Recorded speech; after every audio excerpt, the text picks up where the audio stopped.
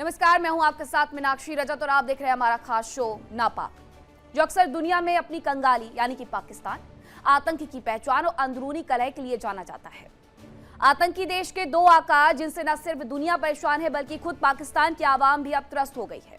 हाल ये है कि हर कोई पाकिस्तान की सरकार और सेना के खिलाफ अपनी आवाज को उठा रहा है। इस्लामाबाद में तख्ता पलट की आहट तेज हो चुकी है और अब सवाल फिर वही है कि क्या शहबाज शरीफ इतिहास बदल पाएंगे। बताएंगे आपको इस शो में कि आखिरकार पाकिस्तान का भविष्य क्या होने वाला है।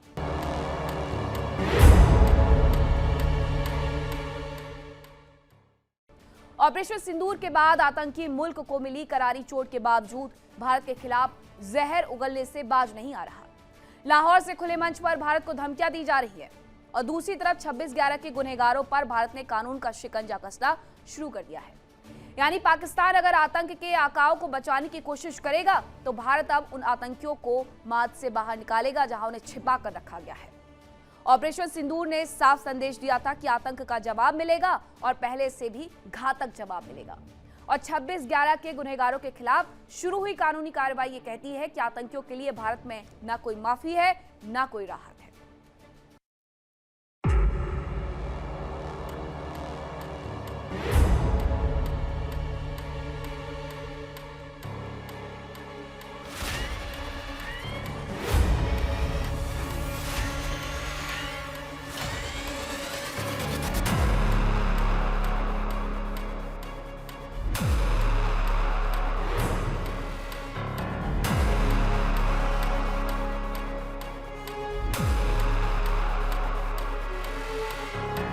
ऑपरेशन सिंदूर ने पाकिस्तान को वो चोट दी जिसकी गूंज आज भी सुनाई दे रही है।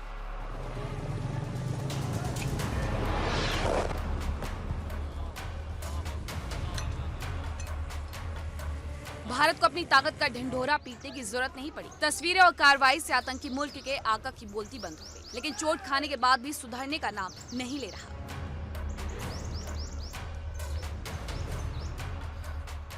ये नुकसान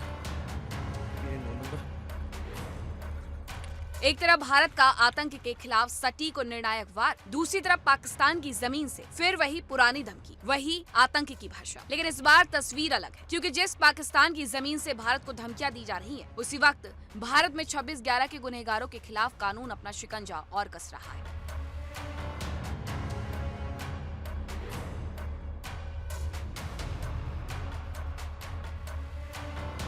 कौन कौन से आतंकी निशाने पर हैं, ये भी जान लीजिए। पाकिस्तान में इसकी बौखलाहट साफ नजर आ रही है।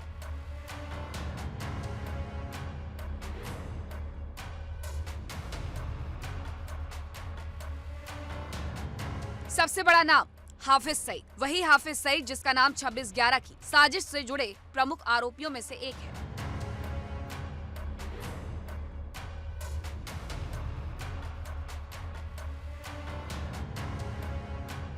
दूसरा बड़ा नाम जकीउर रहमान लखवी और तीसरा नाम साजिद मीर, यानी वो नाम जो 26/11 की साजिश के नेटवर्क से जुड़े हैं। इसके अलावा 4 और दहशतगर्दों का नाम है।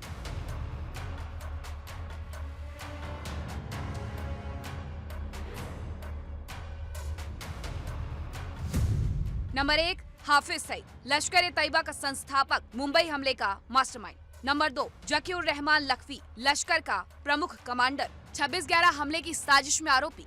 नंबर 3 साजिद मीर, लश्कर का प्रमुख आतंकी, 26/11 हमले का अहम साजिशकर्ता। नंबर 4 अबू अलकामा, लश्कर से जुड़ा आतंकी, भारत के खिलाफ आतंकी साजिशों में नाम। नंबर 5 आसिम उर्फ अबू कहाफा, लश्कर से जुड़ा आतंकी, भारत में आतंकी नेटवर्क से connection. Number 6 major Abdul Rahman Pasha, Pakistani सेना का पूर्व अधिकारी, आतंकी साजिशों में बड़ी भूमिका।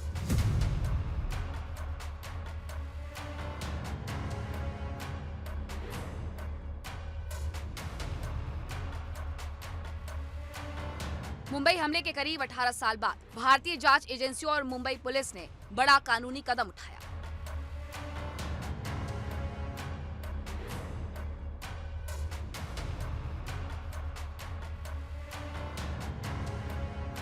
लश्कर-ए-तैयबा के संस्थापक हाफिज सईद, जकीउर रहमान लखवी, साजिद मीर समेत 6 आरोपियों के खिलाफ भारत में उनकी गैर मौजूदगी में कार्रवाई शुरू की गई है।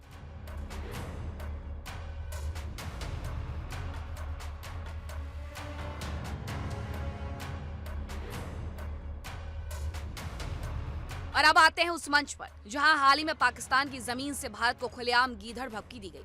तस्वीरें पाकिस्तान की हैं। मंच पर बैठा ये शख्स कोई आम नेता नहीं, पाकिस्तान का पूर्व गृह मंत्री शेख रशीद अहमद है। लेकिन जिस मंच पर रशीद नजर आया वहां उसके साथ लश्कर तैयबा से जुड़े चेहरे भी मौजूद थे।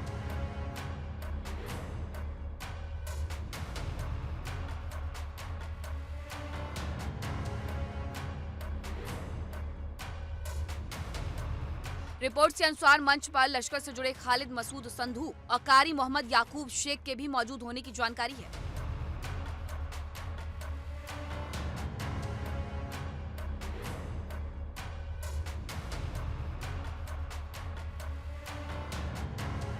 और फिर रशीद ने जो कहा उसने पाकिस्तान के आतंक के कनेक्शन की पोल खोल दी।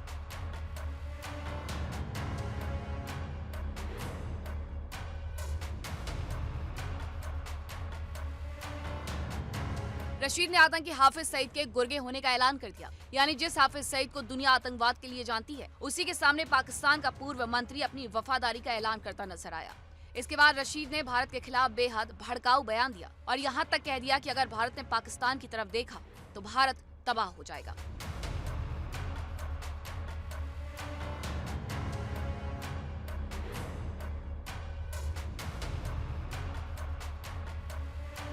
क्योंकि ये कोई पहली तस्वीर नहीं है। पाकिस्तान लंबे समय से आतंकवाद के मुद्दे पर दुनिया के सामने सफाई देता रहा है, लेकिन जब कैमरा ऑन होता है तो तस्वीर कुछ और ही कहानी कहती है।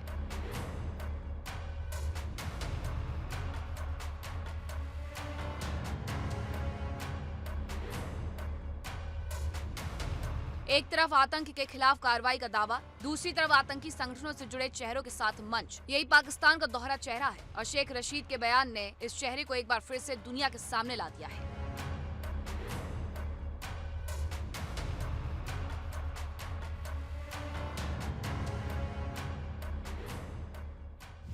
मैं तो सिर्फ एक ही बात, हाफिज सईद साहब का मैं गुलाम हूँ। मैं हाफिज सईद साहब की वजह से सारी मेरे टेलीफोन में से हाफिज सईद साहब का नंबर निकल आया अमेरिका में और उन्होंने मुझे अमेरिका से निकाल दिया कि हाफिज सईद का नंबर इस बंदे के फोन में से निकला है। और आप मुजाहिद लोग हैं, अजीम लोग हैं, आपने अपनी जिंदगियां वक्फ की हैं इस पाकिस्तान के लिए और हम भी इंशाअल्लाह ताला हाफिज सईद साहब के साथ हैं। हम भी काला काला रसूलुल्लाह का आलम बुलंद रखेंगे। इजाजत तक हमारे भाई हैं, हमारे जिनसे बिल्कुल भाइयों जैसे तल्लुकात हैं। जब भी पाकिस्तान पर बुरा वक्त आया जिसके के बड़े खदशात हैं, हिंदुस्तान कभी पाकिस्तान को कभी भी हिंदुस्तान मौका जाया नहीं करेगा।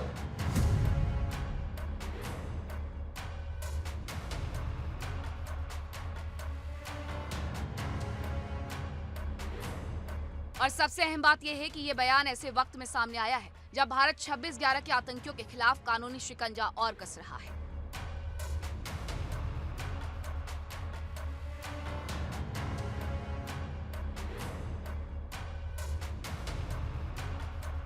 आतंकी मुल्क शायद सोच रहा होगा कि जब आरोपी हमारी गोद में है तो भारतीय अदालत में कार्रवाई कैसे आगे बढ़ी, लेकिन पाकिस्तान ये भूल गया कि आतंकियों को पनाह देने से कानून की पकड़ कमजोर नहीं होती बल्कि और मजबूत होती है।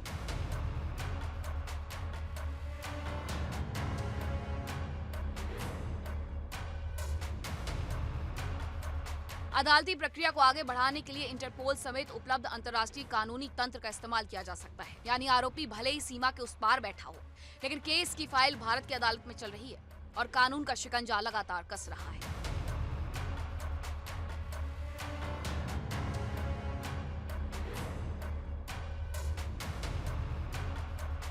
यानी संदेश बिल्कुल साफ है, आतंकी मुल्ला मुनीर की गोद में बैठे हैं, लेकिन भारत उनकी गोद से उन्हें खींच रहा है।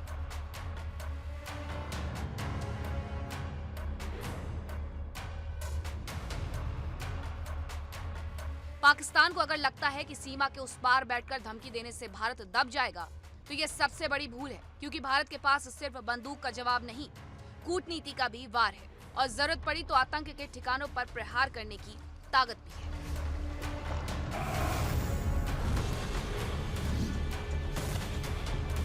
Bureau report, India daily 24/7।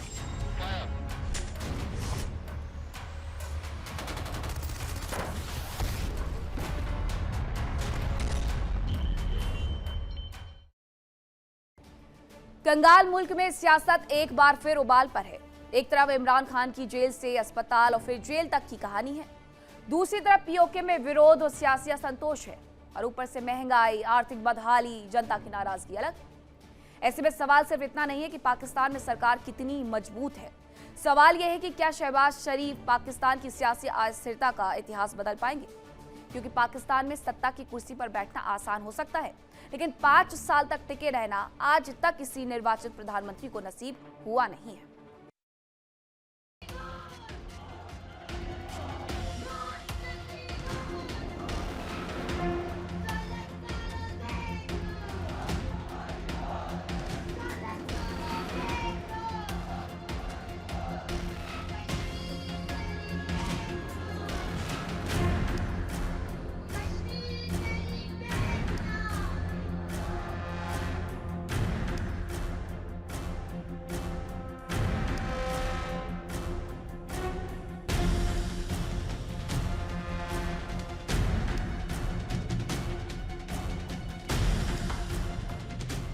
Pakistan में सियासत गर्म है, सड़कों पर जनता का गुस्सा है, पीओके में विरोध है और सत्ता के गलियारों में बेचैनी। एक तरफ आर्थिक संकट और महंगाई ने आम आदमी की कमर तोड़ रखी है, तो दूसरी तरफ राजनीतिक ध्रुवीकरण ने सरकार की मुश्किलें बढ़ा रखी हैं। यानी पाकिस्तान में संकट सिर्फ एक मोर्चे पर नहीं, कई मोर्चों पर एक साथ। इसी बीच पाकिस्तान के पूर्व प्रधानमंत्री इमरान खान को लेकर भी सियासी घमासान तेज रहा।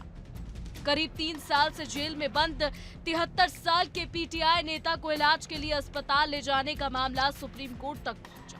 कोर्ट ने सरकार को खान के इलाज की सुविधा देने का निर्देश दिया, लेकिन इसके बाद जो हुआ उसने पाकिस्तान की सियासत पर फिर सवाल खड़े कर दिए। सरकार ने कोर्ट के आदेश में बदलाव की मांग की, याचिका खारिज हुई और इसके बाद इमरान खान को आधी रात जेल से बाहर निकाला गया।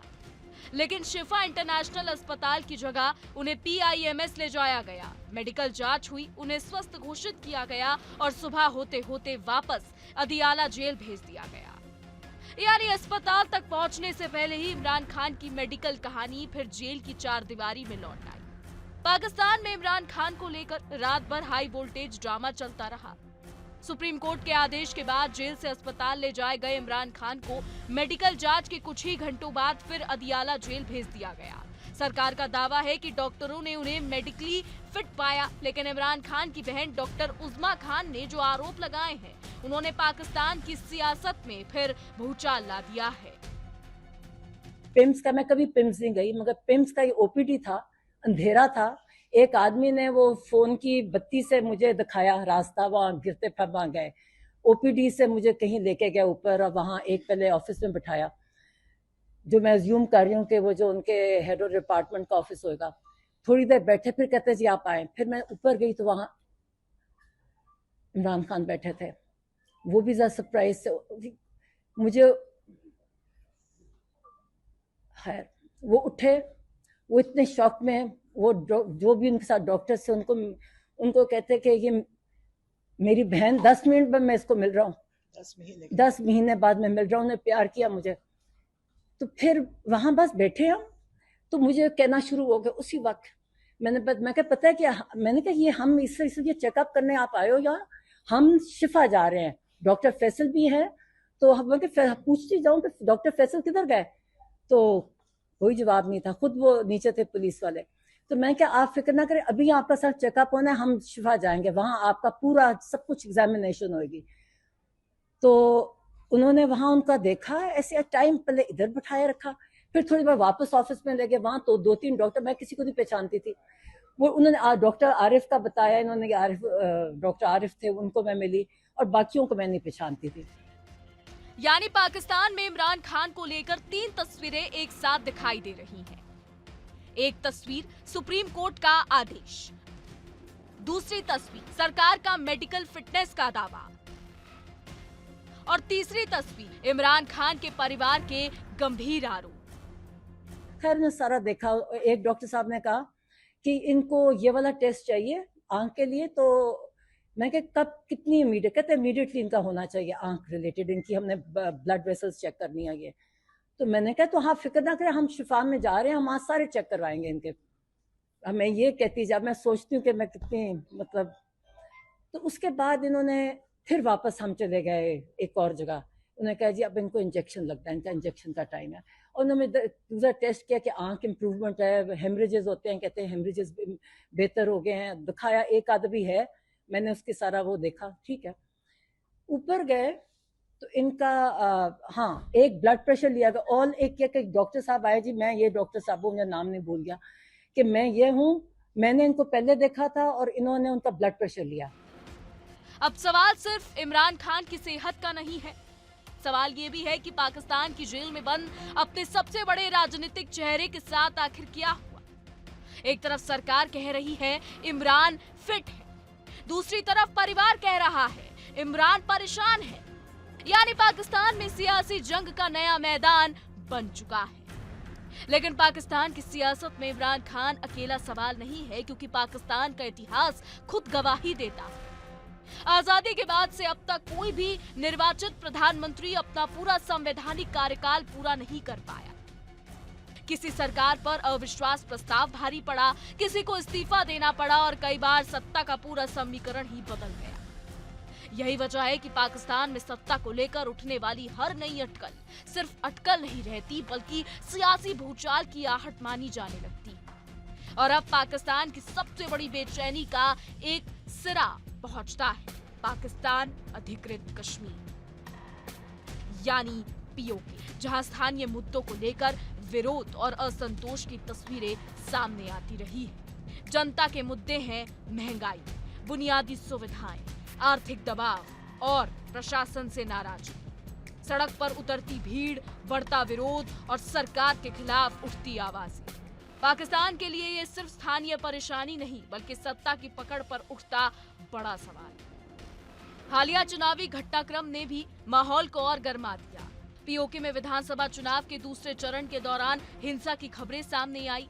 पाकिस्तान पीपल्स पार्टी ने चुनाव में धांधली के आरोप लगाए। मुजफ्फराबाद में विरोध प्रदर्शन हुआ, सड़कों पर नाकेबंदी की तस्वीरें सामने आई। यानी जिस इलाके को पाकिस्तान अपने कब्जे में होने के बावजूद विकास और लोकतंत्र का उदाहरण बताने की कोशिश करता है, वहीं से अब असंतोष की आवाजें सत्ता के दरवाजे तक पहुंच रही। सवाल सिर्फ ये नहीं कि पीओके में विरोध क्यों हो रहा है, सवाल ये है कि अगर जनता की नाराजगी बढ़ती रही, अगर आर्थिक संकट गहराता रहा, अगर महंगाई का दबाव कम नहीं हुआ और अगर इमरान खान का मुद्दा लगातार सियासत के केंद्र में बना रहा, तो क्या शहबाज शरीफ सरकार इन सभी मोर्चों को एक साथ संभाल पाएगी? क्योंकि पाकिस्तान में सियासी अस्थिरता कोई नई बीमारी नहीं, ये वहाँ की राजनीति का पुराना मर्ज है। तारीख की बुलंद तरीन सतह पर इस वक्त पाकिस्तान के अंदर पेट्रोल डीजल की कीमतें बिल्कुल बिल्कुल आलमी मंडी के अंदर कम हो रहा है, यहाँ बढ़ रहा है। अजीब कहानियां है यार यहाँ पे। हालांकि स्ट्रेट ऑफ हॉर्मुज से पाकिस्तान की तरफ आ रहे क्रूड ऑयल आ रहा है। इदारों को, हमारे जो करता धरता है पाकिस्तान के, उन लोगों को ये चीजें नजर नहीं आती, आवाम की परेशानियां नजर नहीं आती। आपके ऊपर क्या इफेक्ट पड़ा है? भाई मेरे लिए ये इफेक्ट पड़ा है मेरे ऊपर कि मैं यार अपने घर का अकेला कफील हूँ, मैं घर का अपना पूरा नहीं कर पा रहा। कितनी फैमिली मेंबर आपके? भाई मेरे 2 बच्चे हैं, मियाँ बीवी, मकान किराए का। तो आप बाइकें चलाते हैं? जी बाइकें चलाता हूँ। पहले आप बाइकें में कितना कमाते थे, अभी आपकी कमाई कितनी कम हो गई? पहले ऐसा था कि अल्लाह का शुक्र है गुजारा हो जाता था, कमा पहले भी नहीं पाते थे, लेकिन अब बिल्कुल नहीं कमा पा रहे भाई। अभी तो मतलब बिल्कुल ही आप सवारियों को ही देखते होंगे, कोई नजर भी नहीं आता होगा। सवारी यहाँ भाई रुकती नहीं है हमारे पास, अब तो सीधी बात है, क्योंकि जाहिर है उनके पास भी, उनके लिए भी मसला है, अगर हमारे लिए तो उनके लिए भी मसला है। हालात कैसे चल रहे हैं लोगों के? परेशान है, गरीब ने रोज कमाना है, रोज खाना है मेरे भाई। तो आप क्या कहेंगे पाकिस्तानी हालात से आपको कितना अफेक्ट हुए? मेरे तो ख्याल में अपने तो ये हर बंदा ही परेशान है। हुकूमत को सोचना चाहिए हमारी कि हर बंदे की ताउन करें, बंदे साथ। लोगों के ऊपर कैसा असर पड़ा है इस महंगाई की वजह से? एक तो गरीब ऐसे हुआ, गरीब ऊपर से और ज्यादा मजीद गरीब हो गया है वो, कि हर चीज ही महंगी हो गई है। आना जाना मुश्किल हो गया, ट्रांसपोर्ट देख लो वो महंगी हो गई है, पेट्रोल महंगा हो गया है, खाने वाला आटा महंगा हो गया, हर चीज तो महंगी हो गई है मेरे भाई। काम रोजगार भी खत्म हो गया। वहाँ काम रोजगार भी खत्म हो गया, आने जाने का किराया 80 रुपये लगता था, अभी वो 200 रुपये पे बात हो गई है। 80 से 200 रुपए? तो जाहिर सी बात है, हर चीज तो महंगी हो गई है मेरे भाई। आप क्या काम करते हैं? मैं ये सिम फ्री की देता हूँ लोगों को। क्या? अच्छा, सिमें देते हैं? फ्री की तो देता हूँ। फ्री की सिमें देते हैं? हाँ बिल्कुल, किसी को भी आप पूछ लें, बंदे तकरीबन परेशान है यहाँ पे। पाकिस्तान की इकोनॉमी के हवाले से क्या समझते हैं? पाकिस्तान की इकोनॉमी ग्रो क्यों नहीं कर रही है? जीडीपी ग्रोथ क्यों कम है? इकोनॉमिकल उस तरह ग्रोथ क्यों नहीं है? यार देखो, इसमें ना बहुत सारी बातें हैं, ठीक है। ये अभी का मामला नहीं है, पुराना चल रहा है। क्या वजह क्या है? वजह क्या है यार, बताएं वजह। बेहतर है ना बोले तो बेहतर है। बता दें क्या क्या बताएंगे यार, बस बात ये है कि सबको मालूम है ये बात तो। आप बता देना क्या मैं वजह? क्या बताऊं भाई। आप बताना जो चाह रहे बता दें, क्या क्या मतलब इकोनॉमी पाकिस्तान की ग्रो किस वजह से नहीं हो रही है?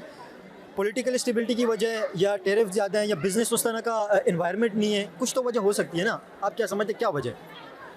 करप्शन, ये जब तक बंद नहीं होगा मामला सही नहीं होगा कोई भी। ठीक है जी, अगर करप्शन रुक जाए तो फिर कहाँ रुकेगी, पहले कभी रुकी तो बिजनेस जो सारा ग्रो नहीं कर रहा है, इसके पीछे सिर्फ एक वजह करप्शन है। तो फिर और क्या है, करप्शन तो है।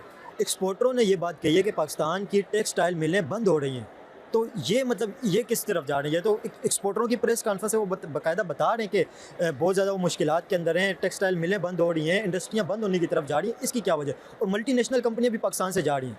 आप अगर वो आपने प्रेस कॉन्फ्रेंस देखी हो तो उसमें मेन इशू यही था कि पावर कॉस्ट ज़्यादा आ रही है तभी बंद हो रही है। फिलहाल इस्लामाबाद से यही संदेश दिया जा रहा है कि सरकार सुरक्षित है। प्रधानमंत्री शहबाज शरीफ अपना कार्यकाल पूरा करें, लेकिन पाकिस्तान की सियासत में दावे और हकीकत के बीच अक्सर लंबा फासला रहा। एक तरफ इमरान खान का जेल वाला अध्याय और दूसरी तरफ पीओके का विरोध, तीसरी तरफ आर्थिक बदहाली और चौथी तरफ जनता की बढ़ती नाराजगी। तो सवाल अभी भी वही है, क्या शहबाज शरीफ पाकिस्तान की सियासी परंपरा बदल पाएंगे, या फिर ना पाकिस्तान एक बार फिर सियासी अस्थिरता के उसी पुराने चक्र में फंस जाएगा? Bureau report, India daily 24/7। तो ये थी खबरें आज की नापाक में। फिलहाल रुकने एक छोटे से ब्रेक के लिए, कहीं मत जाएगा, खबरों का सिलसिला लगातार जारी है। देखिए इंडिया डेली 24/7 अब आपकी स्मार्ट टीवी पर। इंडिया डेली मौजूद है सभी डिजिटल प्लेटफॉर्म पर लाइव और लगातार। इंडिया डेली 24/7 हर दिन राष्ट्र को समर्पित।